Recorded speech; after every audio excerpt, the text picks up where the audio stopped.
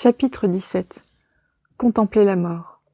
Le fait que l'un des meilleurs maîtres qui soit dans la vie s'avère être la mort est sans équivoque un paradoxe d'ordre cosmique. Rien ni personne ne peut vous apprendre autant de choses que la mort.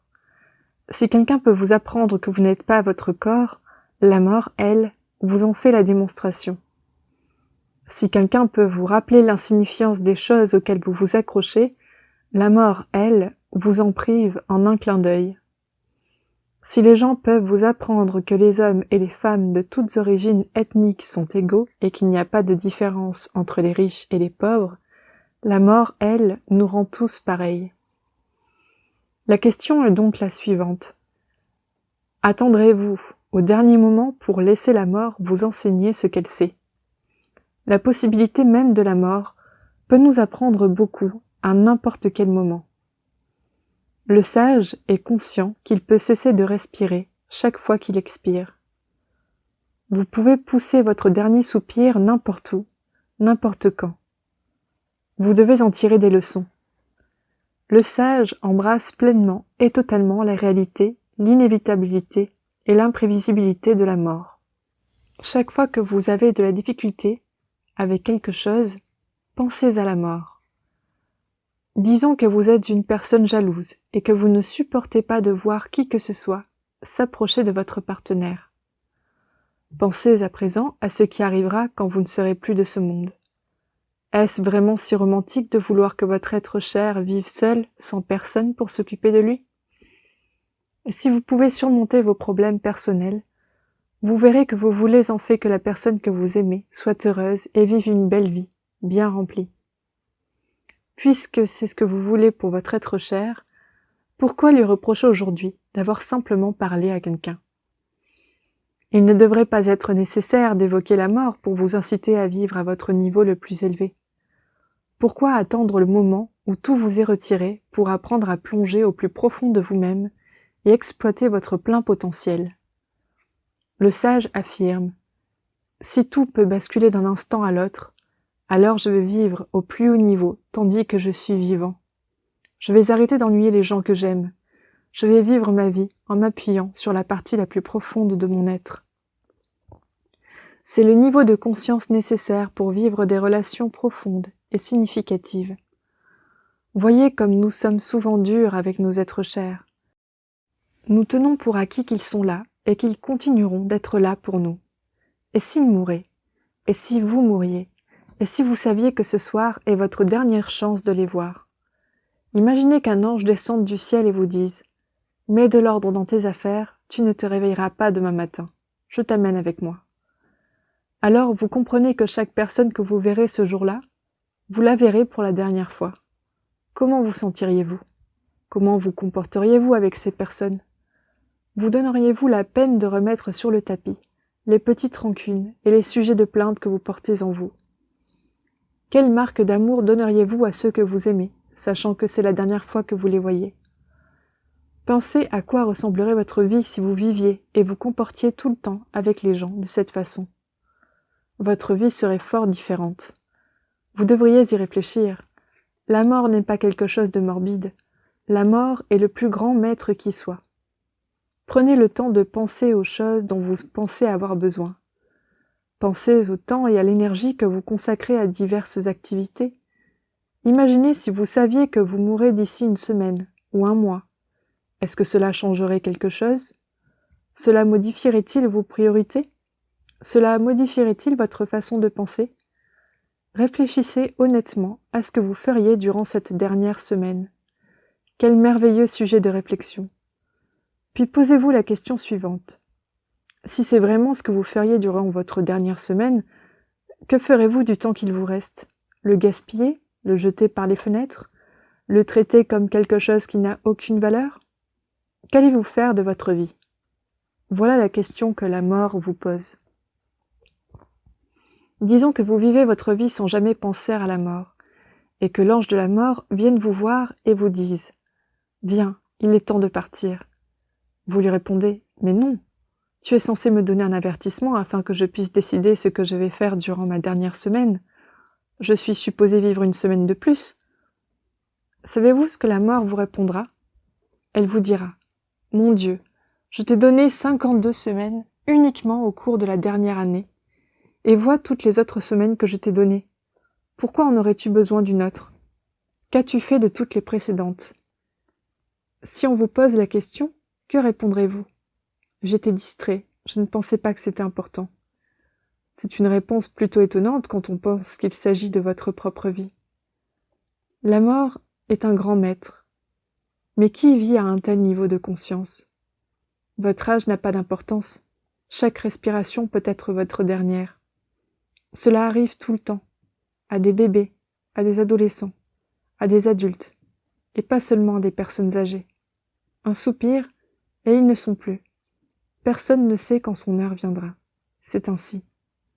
Alors pourquoi ne pas oser réfléchir régulièrement à la façon dont vous passeriez cette dernière semaine? Si vous posiez cette question à des personnes remplies de sagesse, elles n'auraient aucun mal à vous répondre. Rien ne changerait à l'intérieur d'elles. Pas une seule pensée ne traverserait leur esprit. Si la mort devait les surprendre dans l'heure qui suit, dans une semaine ou dans un an, elles vivraient exactement de la même façon qu'elles vivent présentement. Il n'y a absolument rien en elles qu'elles souhaiteraient faire mieux. Autrement dit, elles vivent leur vie pleinement, ne font aucun compromis et ne cherchent pas à se leurrer elles-mêmes. Vous devez être prêt à envisager ce qui arriverait si la mort vous regardait en face. Puis vous devez faire la paix avec vous-même de façon à ce que cela ne fasse plus aucune différence, que vous y soyez confronté ou non. Un grand yogi disait avoir vécu toute sa vie comme si une épée était suspendue au-dessus de sa tête par un fil d'araignée. Il a vécu sa vie en étant conscient qu'il était tout près de la mort. Vous êtes, vous aussi, tout près de la mort. Chaque fois que vous montez dans votre voiture, chaque fois que vous traversez une rue, chaque fois que vous mangez quelque chose, il pourrait s'agir de la dernière chose que vous faites. Vous rendez-vous compte qu'à chaque instant, vous faites quelque chose qu'une autre personne était en train de faire juste avant de mourir. Il est mort tandis qu'il dînait. Il est mort dans un accident de voiture, à quelques kilomètres de chez lui. Elle est morte dans un écrasement d'avion, alors qu'elle se rendait en voyage à New York. Il s'est endormi, et il ne s'est jamais réveillé. À un moment ou à un autre, cela est arrivé à quelqu'un. Peu importe ce que vous êtes en train de faire, vous pouvez être certain que quelqu'un est mort en faisant la même chose. Vous ne devez pas avoir peur de parler de la mort. Ne soyez pas nerveux à cause de cela. Au contraire, laissez ce savoir vous aider à vivre pleinement chaque instant de votre vie, car chaque instant compte.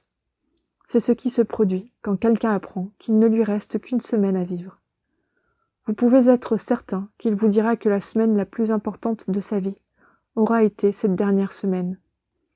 Tout est infiniment plus important durant cette dernière semaine. Et si vous viviez chaque semaine de cette façon? À présent, vous devriez vous demander pourquoi vous ne vivez pas ainsi. Vous allez mourir, vous le savez. Vous ne savez tout simplement pas quand. Tout vous sera retiré. Vous laisserez derrière vous tous vos biens et tous ceux que vous aimez, ainsi que tout ce que vous avez espéré et rêvé de faire au cours de votre vie. Vous quitterez l'endroit où vous êtes. Vous ne pourrez plus jouer ces rôles qui vous occupaient tellement. La mort change tout en un clin d'œil. Telle est la réalité de la situation. Si toutes ces choses peuvent changer en un instant, alors peut-être qu'elles ne sont pas aussi réelles qu'on le croit après tout.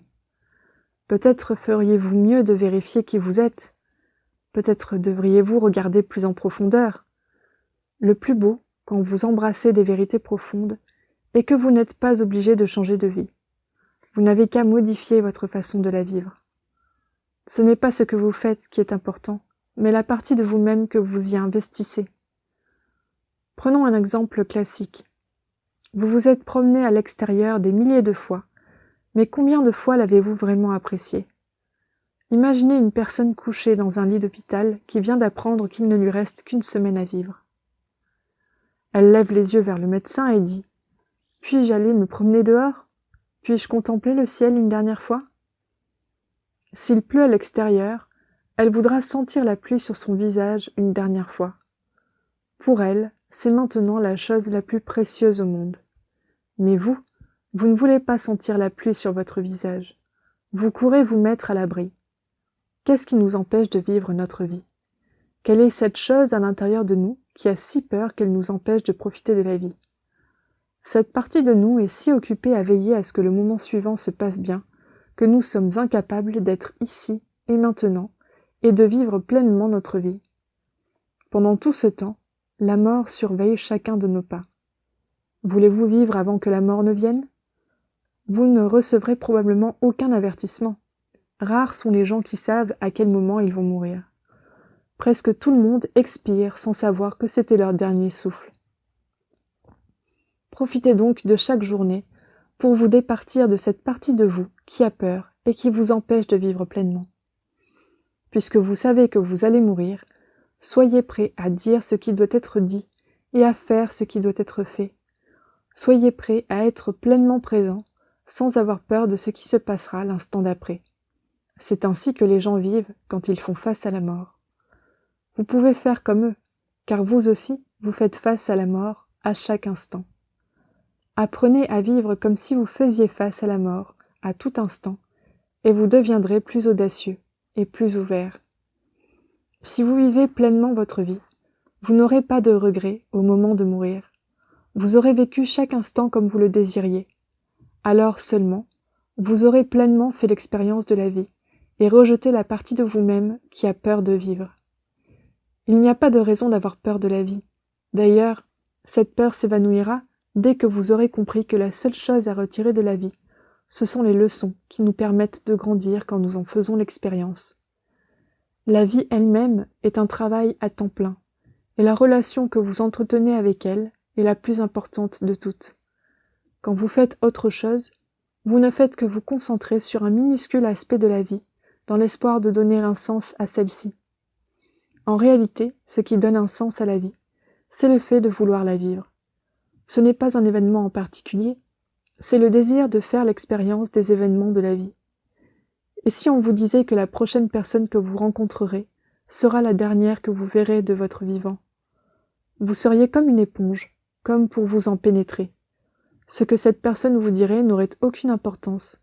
Vous prendriez simplement plaisir à l'entendre parler, car il s'agirait de votre dernière conversation ici-bas. Et si vous abordiez chaque conversation avec ce même niveau d'attention? C'est ce qui se passe quand on apprend que la mort nous attend au prochain détour. On change, mais la vie reste ce qu'elle est. Le véritable chercheur s'engage à vivre ainsi, chaque instant, et à ne rien laisser s'arrêter. Pourquoi quelque chose devrait-il vous arrêter? Vous allez mourir de toute façon. Si vous acceptez de vivre comme s'il ne vous restait plus qu'une semaine à vivre, il se peut que votre esprit exprime toutes sortes de désirs refoulés. Il sera peut-être question de différentes choses que vous avez toujours voulu faire, et peut-être aurez-vous envie de les faire sans plus tarder. Vous constaterez rapidement que ce n'est pas la solution. Vous devez comprendre que ce sont vos efforts pour vivre des expériences hors du commun qui vous empêchent de faire l'expérience de la vie, telle qu'elle est. La vie n'est pas quelque chose qui s'obtient, c'est quelque chose dont on fait l'expérience. La vie existe avec ou sans vous. Il en est ainsi depuis des milliards d'années. Vous avez simplement la chance d'en entrevoir une infime partie. Si vous êtes occupé à essayer d'acquérir quelque chose, vous raterez la partie dont vous faites actuellement l'expérience. Chaque expérience de la vie est différente, et chaque expérience mérite d'être vécue. La vie n'est pas quelque chose qu'on peut se permettre de gaspiller. Elle est trop précieuse. C'est pourquoi la mort est un si grand maître. C'est la mort qui donne sa valeur à la vie. Voyez comme la vie vous apparaît précieuse quand vous imaginez qu'il ne vous reste qu'une semaine à vivre. Quelle valeur aurait la vie si la mort n'existait pas? Vous gaspilleriez votre temps en vous disant que vous n'en manquerez jamais de toute façon. C'est la rareté qui donne de la valeur aux choses. C'est la rareté qui fait qu'un simple caillou devienne une pierre précieuse. C'est donc la mort qui donne un sens à la vie. La mort est votre amie. La mort est votre libératrice. Pour l'amour de Dieu, n'ayez pas peur de la mort. Essayez plutôt d'apprendre ce qu'elle essaie de vous dire. La meilleure façon d'apprendre consiste à saisir chaque instant de votre vie et à en prendre conscience que l'important est de le vivre pleinement. Si vous vivez pleinement chaque instant, vous vivrez une vie bien remplie et vous n'aurez plus peur de la mort. Vous avez peur de la mort parce que vous avez envie de vivre. Vous avez peur de la mort parce que vous pensez qu'il y a quelque chose dont vous n'avez pas encore fait l'expérience. Bien des gens ont l'impression que la mort va leur voler quelque chose. Le sage se rend compte que la mort est constamment en train de lui donner quelque chose. La mort donne un sens à votre vie. C'est vous qui gaspillez votre vie. C'est vous qui en gaspillez chaque seconde. Vous montez dans votre voiture, vous allez du point A au point B et vous ne voyez rien. Vous n'êtes même pas là. Vous êtes occupé à penser à ce que vous allez faire ensuite. Vous planifiez un mois à l'avance ou même une année entière. Vous ne vivez pas votre vie. Vous vivez dans votre esprit. C'est donc vous qui gaspillez votre vie et non la mort. La mort vous aide en réalité à reprendre votre vie en main en vous incitant à prêter attention au moment présent. Elle vous fait dire « Mon Dieu, je vais perdre tout cela. Je vais perdre mes enfants. C'est peut-être la dernière fois que je les vois. À partir de maintenant, je vais accorder plus d'attention à mes enfants, à mon conjoint, à mes amis et à tout ce que j'aime. J'attends tellement plus de la vie à présent. » Si vous vivez pleinement chacune de vos expériences, alors la mort ne vous privera de rien. Il n'y a rien qu'on puisse vous enlever, car vous êtes déjà épanoui. C'est pourquoi le sage est toujours prêt à mourir. Cela ne fait aucune différence pour lui, car son expérience de la vie est déjà entière et complète. Supposons que vous aimez la musique par-dessus tout. Vous avez toujours eu envie d'entendre votre morceau de musique classique préféré, joué par votre orchestre préféré. C'est pour vous le rêve de toute une vie. Finalement, la chose se produit. Vous êtes dans la salle et vous écoutez attentivement. Vous êtes complètement envahi par la musique. Les toutes premières notes vous transportent là où vous aviez besoin d'aller. Ceci montre qu'il suffit d'un instant pour entrer dans un état de paix transcendante. Vous n'avez pas besoin de plus de temps avant de mourir, vous avez simplement besoin de vivre plus intensément le temps qui vous est accordé. C'est ainsi que vous devriez vivre chaque instant de votre vie. Vous laissez l'instant vous remplir complètement. Vous le laissez vous toucher au plus profond de votre être. Il n'y a pas un seul instant qui en est incapable. Même s'il survient quelque chose de terrible, considérez cela comme une autre expérience de la vie. La mort vous fait une promesse qui peut vous apporter un profond sentiment de paix. La promesse que toutes choses sont temporelles. Elles ne font que passer à travers le temps et l'espace. Si vous êtes patient, ce mauvais moment finira aussi par passer. Le sage se rend compte que la vie appartient finalement à la mort. La mort vient à son heure vous enlever la vie. La mort est le propriétaire et vous n'êtes que le locataire. Les gens disent par exemple « Il vit sur du temps emprunté » ou « La vie lui a donné une seconde chance ». À qui a-t-il emprunté ce temps? À la mort, bien sûr. La mort vient un jour réclamer ce qui lui appartient, car cela lui a toujours appartenu. Vous devriez avoir une saine relation avec la mort, et surtout ne pas en avoir peur. Soyez reconnaissant envers la mort de vous avoir accordé une autre journée, une autre expérience, et d'avoir créé cette rareté qui rend la vie si précieuse. Si vous l'êtes, il n'en tiendra qu'à vous d'apprécier votre vie, au lieu de la gaspiller. La mort est une réalité incontournable de la vie. Les yogis et les saints embrassent pleinement la mort. Saint Paul a dit « Mort, où est ta victoire? Mort, où est ton aiguillon ?» Cela ne dérange pas les êtres supérieurs de parler de la mort. Les yogis se rendent traditionnellement dans les cimetières et sur les ghattes de crémation pour méditer. Ils vont s'asseoir dans ces lieux pour se rappeler la fragilité du corps et l'inévitabilité de la mort. On enseigne aux bouddhistes à méditer sur la nature temporelle des choses. Tout est temporel, et c'est ce que nous dit la mort. Donc, au lieu de vous perdre dans votre bavardage mental habituel, pourquoi ne pas méditer sur la nature temporelle de la vie? Pourquoi ne pas réfléchir à quelque chose d'important? N'ayez pas peur de la mort. Laissez-la vous libérer. Laissez-la vous encourager à faire pleinement l'expérience de la vie. Mais rappelez-vous que ce n'est pas votre vie.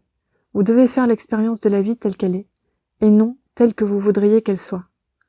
Ne perdez pas un seul instant à essayer de renverser le cours des choses. Appréciez les moments qui vous sont donnés. Ne comprenez-vous pas qu'à chaque minute, vous faites un pas de plus vers la mort? C'est ainsi que vous devriez vivre votre vie. Vous devriez la vivre comme si vous étiez sur le point de mourir, car en réalité, vous l'êtes.